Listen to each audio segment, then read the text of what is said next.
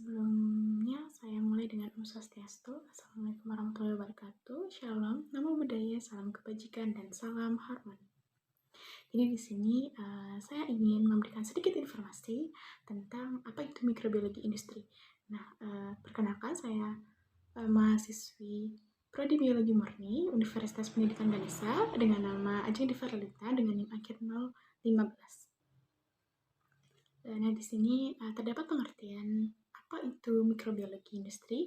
Nah, di mana mikrobiologi industri ini sendiri adalah cabang ilmu pengetahuan yang mempelajari pemanfaatan atau pengoptimalan mikroorganisme atau mikroba. Nah, di mana mikroorganisme atau mikroba ini akan digunakan dalam berbagai industri seperti obat-obatan, industri makanan, industri kesehatan, dan berbagai industri lainnya. Nah, terdapat kajian mikrobiologi industri. Yang pertama itu pertumbuhan mikroba, di mana mikroba ini akan diambil nanti dari sampel lingkungannya dan akan dibiarkan.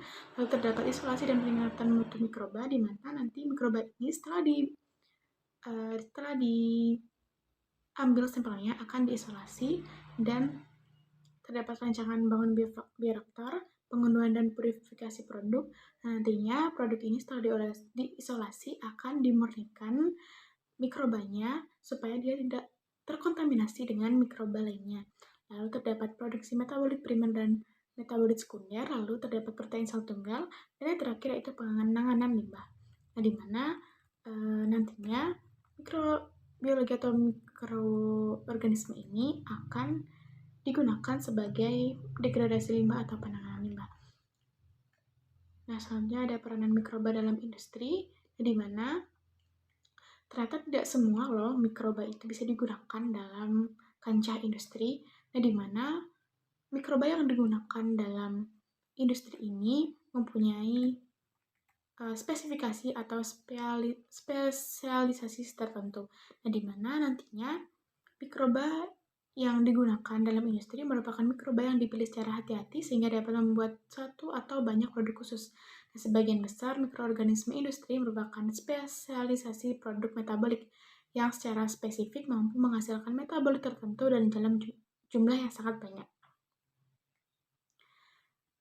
Nah, selanjutnya terdapat penerapan mikrobiologi di bidang industri, di mana yang pertama itu ada industri makanan, di mana mikroorganisme ini digunakan dalam produk makanan fermentasi yang kita tahu beredar luas selama ini seperti keju, yogurt, teh kombucha, dan lainnya.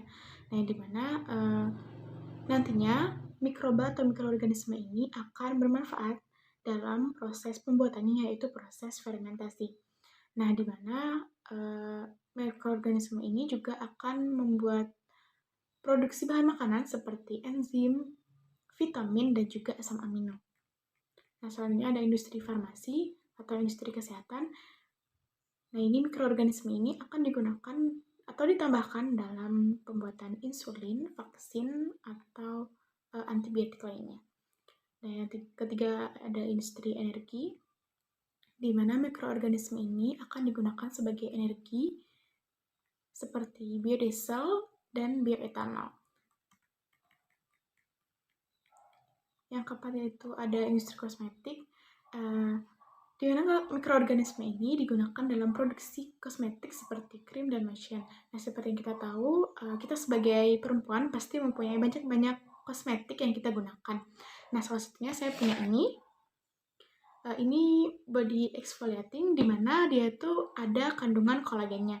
Nah, kolagen ini adalah satu produk yang diciptakan oleh mikroorganisme yang telah diolah. Nah, nantinya bukan cuma kolagen, tapi juga seperti asam hyaluronat, dia adalah produksi dari mikroba.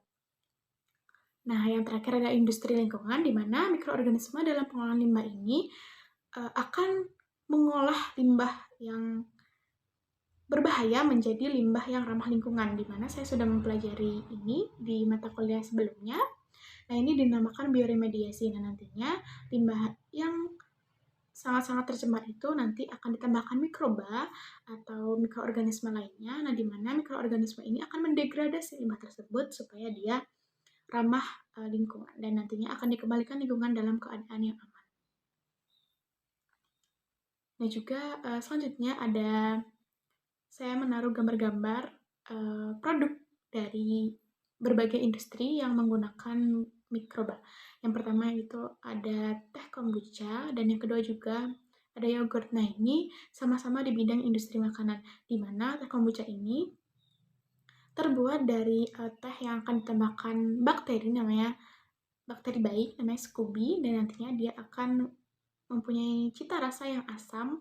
Nah, nantinya uh, minuman ini akan baik untuk pencernaan. Seperti juga yogurt, makanan ini juga terbuat dari susu murni yang ditambahkan berbagai mikroorganisme yang nantinya akan menjadi bertekstur seperti kental dan nantinya akan bisa untuk dijual belikan. Nah, sekian pemaparan dari saya. Akhir kata saya ucapkan terima kasih dan semoga video yang saya buat, informasi yang saya buat bisa bermanfaat dan bisa menambah wawasan pendengar atau penonton. Akhir kata saya ucapkan selamat siang dan salam hormat. Terima kasih.